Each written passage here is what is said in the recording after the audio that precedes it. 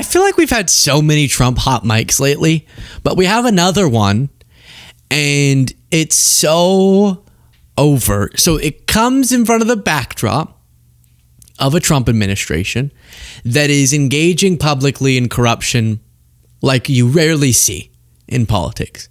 Just, oh yeah, UAE, invest in our crypto, whoop, we give you this chips deal. Whoever wants can pour a bunch of money into our coffers through this crypto venture. If you give us a nice real estate property, Qatar, and if you give me a jet, maybe you get a... It's not on the record that these are quid pro quos, but if I've ever seen a quid pro quo and a quid pro quo, there's a quid pro quo, right?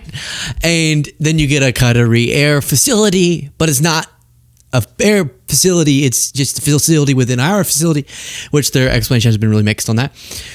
And now this, where the Indonesian president is hearing everyone at this meeting talking about, I got this out of Trump with a golf course. All it took was a plane. All it took was a crypto investment. And they're all getting everything they want. And the Indonesian president's like, hey, what the heck? Who didn't invite me to this party?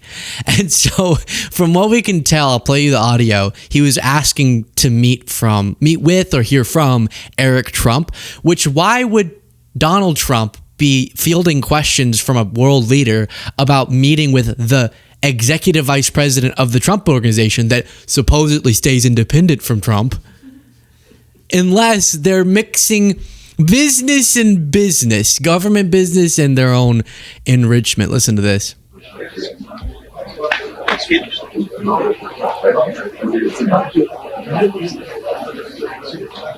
Yeah, I want to. I would like to look at this is in a region and not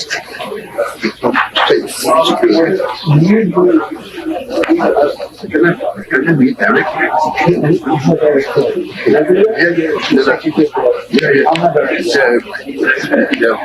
Now, to be clear, in case just a MAGA stumbled across this, how dare you? That was at the speech where he's doing something good.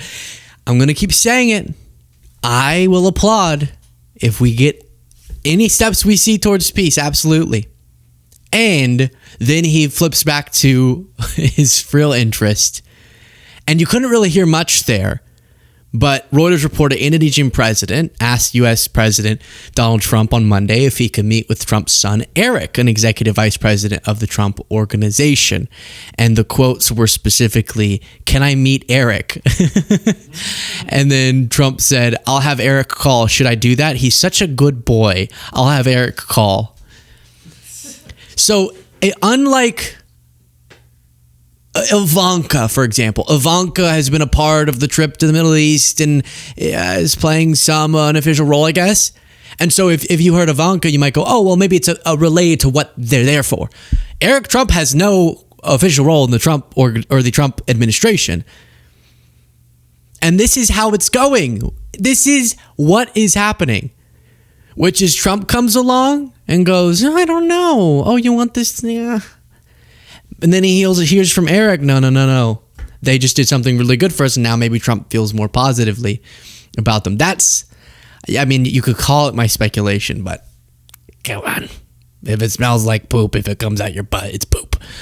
So then, speaking of Eric Trump, speaking of poop, no, he said this while you watch. Please do click the subscribe button if you appreciate the show. It takes a little click, boom, below the video, and you help get the message out. We are today, and look how much better humanity and our world is. You know, we're saving Christianity, we're saving God, we're saving the family unit, we're saving this nation. I mean, you know, DEI is out the window, Benny. You know, I mean, you no longer. It's always funny because like Benny was like, yeah, kind of like a church vibe. Yes, sing it, amen.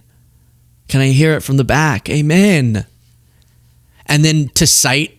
Like to substantiate why he said that they're saving God. That was the phrase. We're saving God. He says DEI is out the window. Was that the top priority of God? That God?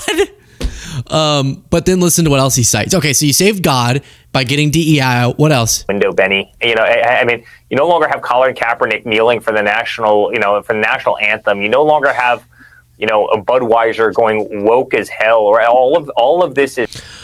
So this was a part of a broader conversation about Trump's Middle East trip, and that, if we could see lasting peace, would be a more reasonable thing. And there's a lot to be figured out on that, obviously, but to cite then, except for the record up until this point, but whatever, okay. Then Colin Kaepernick. What a weird, we saved God. Is dead. Colin Kaepernick isn't kneeling. John Favreau said, we've moved rather quickly from God saved Trump to Trump is saving God. Which then makes me confused. Why is Trump thanking God? God should be thanking Trump. And I want to just thank everybody, and in particular, God. I want to just say, we love you, God. And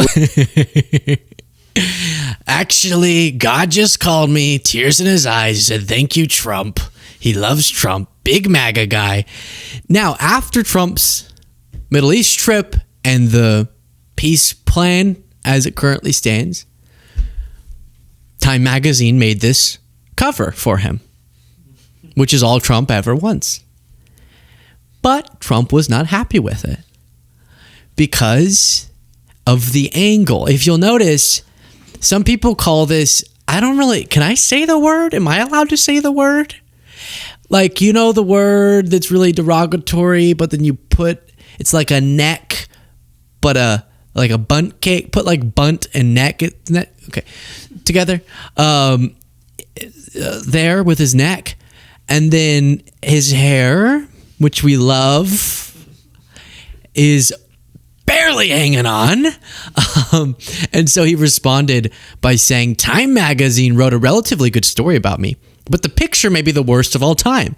They disappeared my hair, and they had something floating on top of my head that looked like a floating crown, but an extremely small one. Really weird. I never liked taking pictures from underneath angles, but this is a super bad picture and deserves to be called out. What are they doing, and why?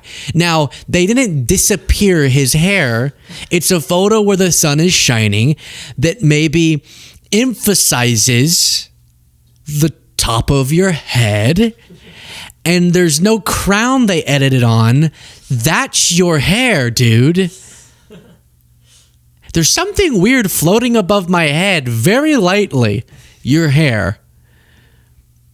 And he's like, it needs to be called out. And then Carrie Lake made her own and said, share this cover so the world sees the strength of our great President Trump instead of the one the fake news Time Magazine put out. Time Magazine uses the most unflattering photos of President Trump at a moment when they should be honoring him. And she picked this photo. I guess this is flattering to her. The funny thing is, like,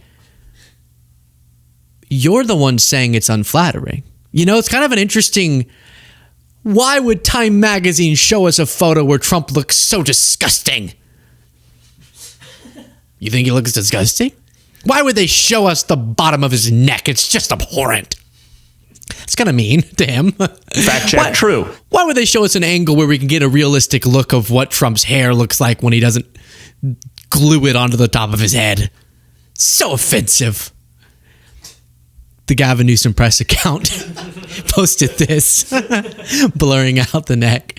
So they're just funny. It reminded me of whenever this photo was taken and Trump responded. Podcast listeners, it's the famous one where you can see his makeup very distinctly from where it is and where it stops being is.